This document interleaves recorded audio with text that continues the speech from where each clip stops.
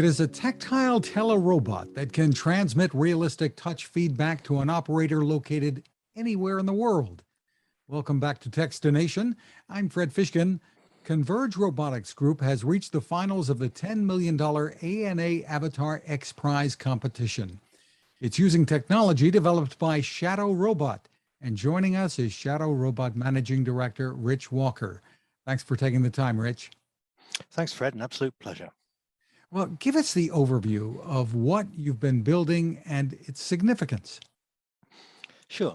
So Shadow is, I guess, an unusual team. We came together over 20 years ago as a bunch of people who had fun building robots, and we found that people liked what we were doing. And they wanted to pay us to do more of it, which is always an enviable position to be in. So what we got really into was building hands for robots. The human hand is a real marvel. It's just incredibly dexterous, agile. It has a huge number of sensations and ways of telling what's going on, and it packs that into this very, very physically small form factor. It doesn't look so impressive until you try and build a mechanical one, at which point you realize just how much is going on in your hand. So over 20 years, we've been building these robotic hands. And about 2-3 years ago, we were approached by our colleagues who now make up the Converge Robotics team. And they said, hey, we should be putting something together for this avatar competition. We have the Shadow Robot hands. We're working with people who build fingertips to give it a sense of touch. And we're working with haptics who have a way of capturing the human hand that we can then translate into the robot hand. So we put that together to build something that at the time we thought was pretty much the first in the world, which is a system that genuinely lets you touch and feel what's going on in a different place. So give us a for instance and some of the use case possible scenarios here. Sure. So one area that we've been working with a lot of people in is nuclear. A lot of nuclear engineering takes place in dangerous and unpleasant places, as you can imagine. You can wear protective equipment sometimes, but you're still likely to get some level of exposure from doing that. So instead, if you use a robot hand that has the same movements as your hands would, and you control that from the other side of a wall, the other side of a building, then you can be in a much safer, a much less exposed location. On the other side of the scale, sometimes you're not trying to protect the work. So on the other side of the scale, sometimes you're not trying to protect the human from the work, you're trying to protect the work from the human. And we're doing some work with some pharmaceutical companies who try and maintain very, very sterile manufacturing plants. They don't want to contaminate anything they're manufacturing. And there, when a human has to intervene, the human produces risk to the actual chemicals being made, the pharmaceutical products. So if the robot hand is there and can do the tasks the human can do, master-slave symmetry, then we can remove the need to put a human in that machine, in that environment. Is, I guess, what gamers would call latency an issue here? That's a really interesting question. Lots and lots of work has been done on making robots operate over distances, and there are some absolutely fascinating papers on how can you get a surgical robot that you can operate over a wireless link or a phone link or something. So we were very concerned that latency would be a challenge, a barrier for us. Then we actually tried hooking up a system from London to San Francisco over a mobile phone connection. And we found that quietly, while no one was looking, the internet had just kind of got good enough that unless you happen to hit a bad patch, the internet's basic connections are pretty fast now. And that kind of thing works really, really well. So yeah, you can get bad latency, but we treat it as weather. We have a little dial that tells you how long latency is. And you know, you wouldn't climb a ladder on the outside of your house on a windy day. Well, in the same way, you probably wouldn't want to do a precise manipulation task when you've got 1 second of latency, let it drop back down again, or find a better Wi-Fi connection, and then it's not really an issue. Now, robotics have found their way into medicine, I guess, in a pretty big way. So tell us, what are you playing in that space as well?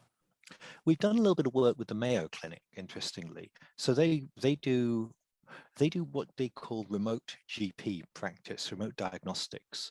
So imagine you go to your local healthcare center and you've got something, and the staff there take a look at it and they're like, oh, we don't know what that is.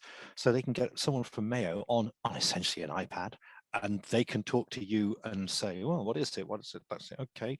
Nurse, can you just poke it like that and see how does it feel, kind of things. What we've been talking to with them is doing the same thing, but instead of having just the iPad, having a hand that you can control remotely. So the remote doctor can say, right, okay, I will actually pull your eyelid down, have a little peer under the camera. Nurse, can you just move the camera? Yeah, okay, I can see that, thank you. What about that bit? And actually get a sense of touch, a sense of contact. And we did some tests with Mayo where amongst the other tests we did, we used an ultrasound probe remotely. And so the doctor at Mayo was able to verify that one of our engineers actually had a heart, which was a great relief to him and a surprise to most of us. Well, tell me what led you into this. So we started building hands for robots, basically because it was a challenge. We knew that people were trying to build interesting robot technology, and we looked around at what was there and what wasn't there. And we realized that no one had really tried to build anything much like a human hand. And we like a challenge. So we started. The first one we built back in 1998, 99, so over 20 years ago. It was wooden. It was pretty much held together with string and elastic bands and hot melt glue, but it was good enough to be able to pick up a straight side of glass, in fact, an English pint glass with beer in it. From there, we got the idea of building some better and better ones until we got to the kind of really nice products that we do today. But this was always done with the idea that you could push the boundaries of what was possible if you had better hardware to do it. And robotics hardware in the area of hands wasn't good enough yet. So we built these amazing robot hands. And then we work with people doing absolutely fascinating research to understand how they can take these robot hands and use them. Do you envision a time when your technology might be used in robots that are moving around offices, homes, and actually doing things with their hands that maybe we'd like them to be doing? Oh, sure. So one of the goals from the ANA Avatar XPrize is actually to start to build out robots that can be used instead of people by people.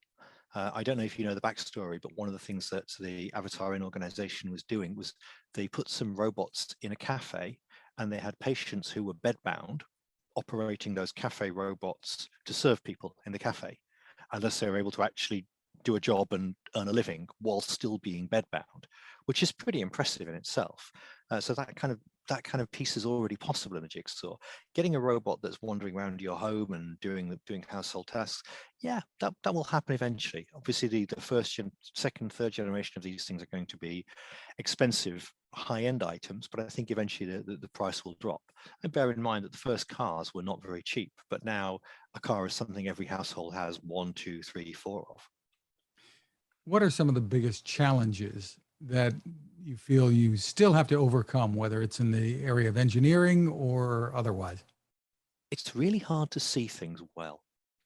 We've had 60, 70 years of computer vision working on the problem of how do we see the world reliably and well, and it turns out to just be stunningly difficult. We solved chess first. That will give you some idea of how hard computer vision is. And really seeing objects and understanding what they are and being able to see things just as well as a human sees things is incredibly difficult for robots. So cracking that will be a big step. Don't get me wrong, the technology is there and it gets better and better and better, but it's still not at the point where for a general robot doing anything, you can rely on it. If you want to recognize handwriting, characters, we can do that now with computer vision, but actually seeing and understanding objects in the world is still really tricky. And of course, the other challenge is batteries. Whilst we've seen generations and leaps and bounds of improvements of batteries over the last 20 years as mobile phones have come in and then electric vehicles have come in, we're still limited in the ability to put a robot together that can do a full day's work. It sounds like you're talking about the exact same challenges that face companies trying to build autonomous cars. An autonomous car is a robot. We just don't bother calling it that anymore because we tend to reserve the word robot for a 6-7 degree of freedom industrial arm that picks things up and puts them down. But they all come from the robotics technology area. And when you look at who autonomous car companies hire to do the engineering work, they're people with degrees in robotics. For more information on what you're doing, where's the best place for people to go? So if you go to the Shadow website, shadowrobot.com, we have a whole bunch of stuff there around the stuff we've been doing around building hands and some of the more interesting challenges we've tried with that. And you can see some demonstrations of the Telerobot system in action. We often turn up at shows and events as the world's now opening up again. We've just been to a big event in Dubai, and we hope to get some more in later in the year in the US. You know, every now and then you see stories about this. Should humans be fearing robots? Maybe Hollywood has done too much to make us afraid. I think like any piece of machinery or technology, the question is not should you fear the machine. You might have to treat it with healthy respect because it's a big piece of machinery that can do things and it's strong and powerful. But what you fear is the systems that the machines get built into, whether that's political or economic systems. The risk from AI is not that an AI will become super smart and take over the world. The risk from AI is that an AI will be deployed to change social discourse and drive our politics into a place where we don't want to get it. And that we're already seeing happening. It's not the robots that are the problem, it's the algorithms controlling our news feeds. It's the people behind it. Yep. We're writing the code. Again, it's shadowrobot.com is the website. Yep. Shadowrobot.com. Rich Walker, thank you so much for taking the time with us. Thank you, Fred. An absolute pleasure. Talk soon.